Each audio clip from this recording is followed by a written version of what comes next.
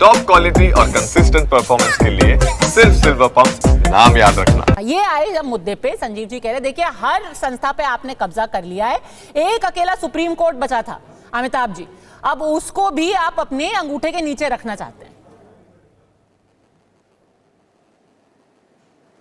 पद्मजा जी धन्यवाद, आपने मुझे अपने कार्यक्रम में बोलने का मौका दिया, लेकिन मैं एक छोटा सा इसमें एक करेक्शन आपको करूंगा। मेरा परिचय यदि आपने दिया है स्नेह से, तो उसमें भारतीय जनता पार्टी का परिचय से मैं अपने को डिसोन करता हूं। मैं यहाँ पर सिर्फ और जैसा आपके गेस्ट कोऑर्डिनेशन को भी पता है, मैं यहाँ सिर्फ एक सुप्रीम कोर्ट के एडवोकेट के नाते, अधिवक्ता के नाते यहाँ पर आया हूँ और कानून की व्याख्या, जो संविधान की व्याख्या है, उसके तहत मैं अपने को सीमित रखूँगा। देखिए, इसमें निशिकांत जी ने क्या कहा या कांग्रेस के जो प्रवक्ता हैं महानुभाव, उन्होंने क्या कहा, मैं उसमें नहीं जाऊंगा। यहाँ पर विषय स्पष्ट है, जो आपने बहुत सुंदर तरीके से जो अपने फ्रेम किया है अपने प्रोग्राम को, कि न्यायपालिका या संसद, उसमें आपस में कौन बड़ा है। मेरा मानना है इसमें ये नहीं, पर अमिताभ जी इनका जवाब दीजिए ना, इनका जवाब दीजिए, क्योंकि आज डिबेट अमिताभ जी, अगर मैं आपको एक सेकंड के लिए इंटरप्ट करूं, कांग्रेस, आरजेडी, जितनी भी विपक्षी पार्टियां हैं, उनका आज भय सिर्फ एक है कि एक अकेली संस्था जिससे आप थोड़ा सा डरते हैं, उनको आप किसी तरीके से अब धमकाकर, डराकर रखना चाहते हैं। उन्होंने कहा ना सब पे कब्जा हो गया है, एक अकेला सुप्रीम कोर्ट बचा था, बस उनको भी आपने कह दिया कि ज्यादा मत बोलो।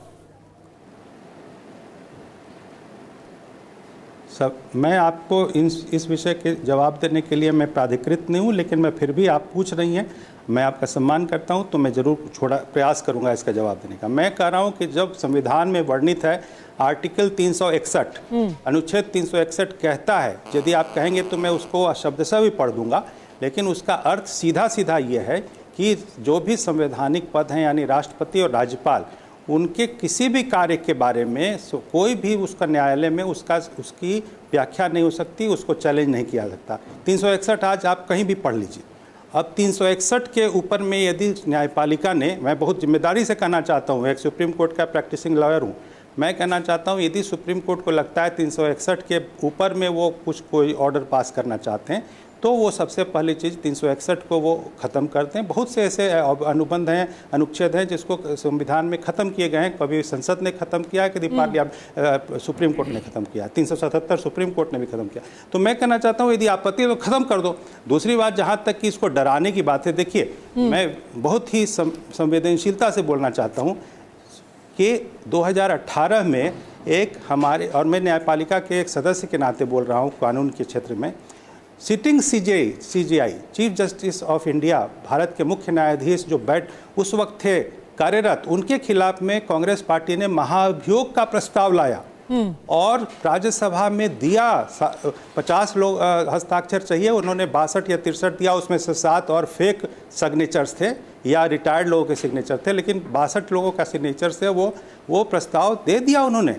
और महाभियोग भी क्या, तो भ्रष्टाचार और बहुत सारे ऐसे हीनियस क्राइम्स। मैं बताना चाहता हूँ, उस समय एक हम लोग सुप्रीम कोर्ट के और न्याय व्यवस्था के एक कार्यकर्ता के नाते हम लोग को शर्म आई थी कि क्या इतनी ज़्यादा राजनीतिक गिरावट आ सकती है एक पॉलिटिकल पार्टी को, कि वो महाभियोग, और बाद में उस महाभियोग को इस डर से कि वो गिर जाएगा, उन्होंने वापस भी ले लिया। इसका मतलब क्या है कि स्पिट एंड रन, थूको और भागो। मैं कहना चाहता हूँ कांग्रेस के पास तो इसका कोई नैतिक अधिकार नहीं है।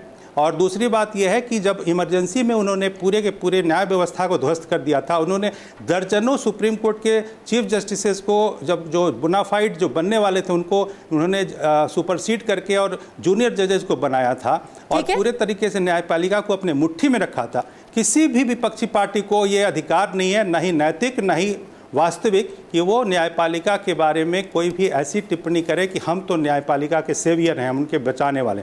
मुझे इस बात से आपत्ति है। अब मैं बात करता हूँ, नहीं अमिताभ जी, आपने जो बात कही है ना, उसी को थोड़ा उसको थोड़ा एक्सपैंडेड सवाल वापस संजीव जी जवाब दे दे, क्योंकि ये जो तर्क उठाया जा रहा है, ये असम के मुख्यमंत्री हिमंत बिस्वा शर्मा ने भी दिया है।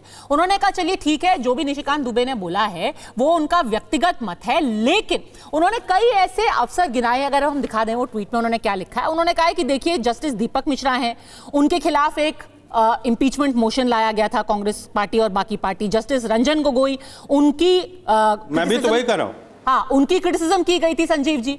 जस्टिस अरुण मिश्रा, उनको टारगेट किया गया था उनके फैसलों के लिए और ये कहा गया था कि भाई वो कुछ लोगों के बहुत करीब है। जस्टिस डीवाई चंद्रचूड़, उन्होंने तो क्योंकि एक पूजा में प्रधानमंत्री को बुला लिया था, उनकी भी निंदा की गई थी। तो अब आप कह रहे हैं कि भाई जुडिशरी पर बीजेपी हावी होने की कोशिश कर रही है। आपने भी तो कितने जजेस के खिलाफ उनको आपने क्रिटिसाइज किया है, उनके खिलाफ इंपीचमेंट मोशन लेकर के आए। तो सुविधा के हिसाब से ये नहीं कह सकते ना कि जुडिशियल फ्रीडम होनी चाहिए, बट जब हमें पसंद हो तब। नहीं, भारतीय जनता पार्टी इस पे बौखलाई क्यों हुई है? मैं बार बार इस पे सवाल उठा रहा हूं कि अगर भारतीय जनता पार्टी की बौखलाहट, अगर धनखड़ साहब की बात करूं तो एक चुनी हुई सरकार को लगातार किस तरह से आपने देखा पश्चिम बंगाल में परेशान किया था। यही धनखड़ साहब आप जब राज्यसभा में एक उपराष्ट्रपति के रूप में आते हैं, देश के कितने सांसदों को आपने देखा कि जो है सीधे निलंबित कर दिया पिछले सत्र में और पिछले जो है लोकसभा आपके संसद के सत्र में। तो मैं बार बार जो आज की बात करूं कि भारतीय जनता पार्टी इस तरह के हमले, ये सब बहुत बड़े हैं। पद्मजा जी, गृह युद्ध की बात की जा रही है। ऐसा कोई एक सामान्य व्यक्ति नहीं कह रहा है और सीधे सीधे उसको प्रोटेक्शन मिल रहा है भारतीय जनता पार्टी के शीर्ष नेतृत्व के द्वारा। और उसके बाद एक होड़ सी लगी हुई है, उत्तर प्रदेश के पूर्व मुख्यमंत्री बोलते हैं। तो इस पे मेरा ये कहना है कि अगर आज आपने देखा कि जजेस ने क्या कहा कि राष्ट्रपति शासन की बात करें तो उन्होंने कहा साहब हमारे ऊपर तो पहले से ही आप जो है लगातार जो है आपत्तिजनक बयान दे रहे हैं। तो अगर इस पे हम बार बार अगर पुरानी बातों को लेकर चलेंगे तो पुराने मुद्दे बहुत से हैं। देश वर्तमान स्थिति में जहां देश भविष्य की मुझे लगता है कि उसके बारे में सोच रहा है और आज आपकी डिबेट उस पे है। अगर इन सारी चीजों को अगर इनकार करके आप बोल तो नहीं पा रहे हैं हमारे भारतीय जनता पार्टी के प्रवक्ता साहब कि ये बताइए क्या ये अवमानना के शब्द हैं कि नहीं?